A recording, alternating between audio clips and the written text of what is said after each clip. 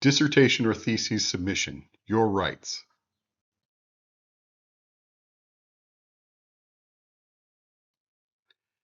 This video is to help you understand your rights as an author submitting a thesis or dissertation for distribution. Rights as a copyright owner. 1. Copyright law. 2. Creative Commons licensing. 3. Public domain. 4. Fair use. 5. Open access distribution. 6. Common questions. Copyright is a type of intellectual property that protects original works of authorship as soon as an author fixes the work in a tangible form of expression. Copyright.gov. Established as part of the U.S. Code, copyright is intended to protect the intellectual property of an author, creator, and makes allowances for distribution.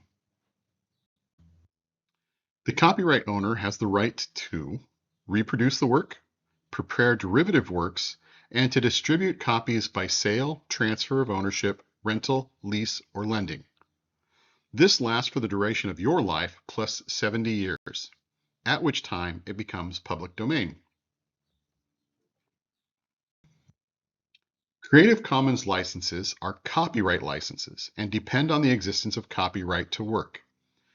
CC licenses are legal tools that creators and other rights holders can use to offer certain usage rights to the public while reserving other rights. Those who want to make their own work available to the public for limited kinds of uses while preserving their copyright may want to consider using CC licenses. Others who want to reserve all their rights under copyright law should not use CC licenses. For example, if you created an assessment or program that you want others to use but not pay for, then get a CC license and require them to put your name on it. You could also require that they cannot sell your work or modify it. There are a variety of CC licenses. If you want more information, go to their website or come to the library and one of us can discuss your options. A work of authorship is in the public domain if it is no longer under copyright protection or if it failed to meet the requirements for copyright protection. Works in the public domain may be used freely without the permission of the former copyright owner. Fair use is a legal doctrine that promotes freedom of expression by permitting the unlicensed use of copyright-protected works in certain circumstances. Section 107 of the Copyright Act provides the statutory framework for determining whether something is a fair use, and it identifies certain types of uses, such as criticism, comment, news reporting, teaching, scholarship, and research, as examples of activities that may qualify as fair use. Your work on a thesis or dissertation falls under scholarship and research. Open access, OA, is a set of principles and a range of practices through which research outputs are distributed online, free of access charges or any other barriers.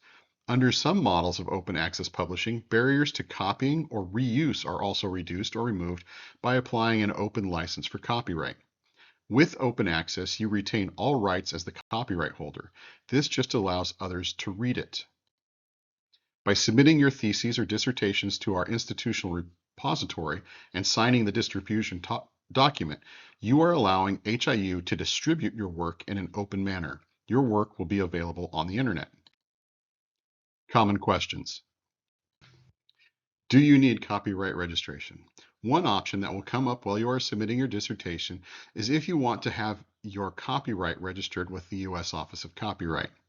It is not necessary to register your dissertation in order for your rights to be in place. You also don't need to add one of those Circle C things.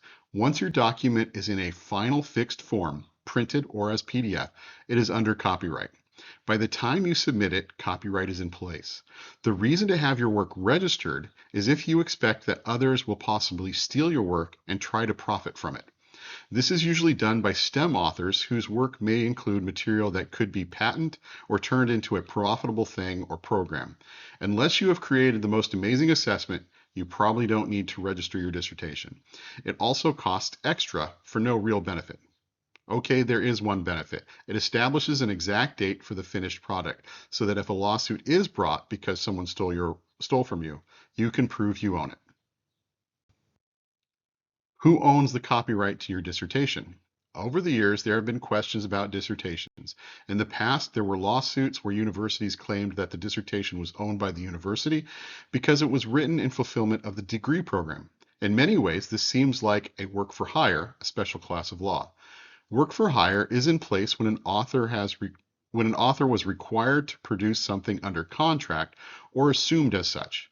Imagine a company that hired you to write a manual of operations for their new thingamajiggy. That would not belong to you, but to the company. They would own the copyright. Sometimes dissertations are funded by grants, like large government or private company grants. In some cases, when paperwork is signed, that dissertation may belong to the company and not the author. These grants and situations are typically with STEM programs that require expensive equipment or lab time. Most likely, none of you are receiving outside funding like this. Your program doesn't lend itself to those kinds of things. So if you're in doubt, feel free to ask your grant funder. Just ask the straightforward question, who owns the copyright to my dissertation? Embargo. What is it and should you? An embargo is a pause put in place on the availability of your dissertation. This is not available for theses. The reason to embargo a dissertation is to allow you time to publish your work. Often a dissertation is embargoed for a STEM project, to allow a corporation to establish patents and prototypes, or for an author to monetize their programming code, or for some other monetary reason. If you want to publish your dissertation in another format with a publisher, great. But you really shouldn't even be considering an embargo unless your advisors are gushing over your project and they are suggesting publishers or that they are telling you to publish. Why distribute as open access?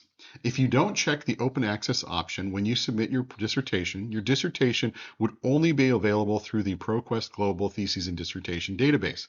It requires a subscription to have access to it, and it is so expensive that we, HIU, cannot afford to subscribe. In fact, it would be nearly 1/4 of our entire database budget, so neither your family nor your potential employer would be able to see it. But by making it open access, anyone with an internet connection anywhere in the world can find it on the web if they know where to look. We, the library and your college, are asking you to publish your work in an open manner. Theses published in our institutional repository are only published as open access. What is an ORCID, and do I need one? ORCID stands for Open Researcher and Contributor ID. ORCID provides a persistent digital identifier, an ORCID ID, that you own and control and that distinguishes you from every other researcher. You can connect your ID with your professional information, affiliations, grants, publications, peer review, and more. You can use your ID to share your information with other systems, ensuring you get recognition for all your contributions, saving you time and hassle and reducing the risk of errors. It is a unique identifier for a researcher and is now used by publishers and grant awarding agencies to identify writers. All federal grants will require ORCIDs starting in 2025. Expect states to soon follow. And there's an example. An ORCID connects your work to you and your resume. Your resume is standardized on their website. Grant awarding agencies will look at this and see if you complete your work and publish results. Any questions about your rights or responsibilities as an author or about the submission process should be directed to the library. Our email is below. We are also available through live chat during business hours.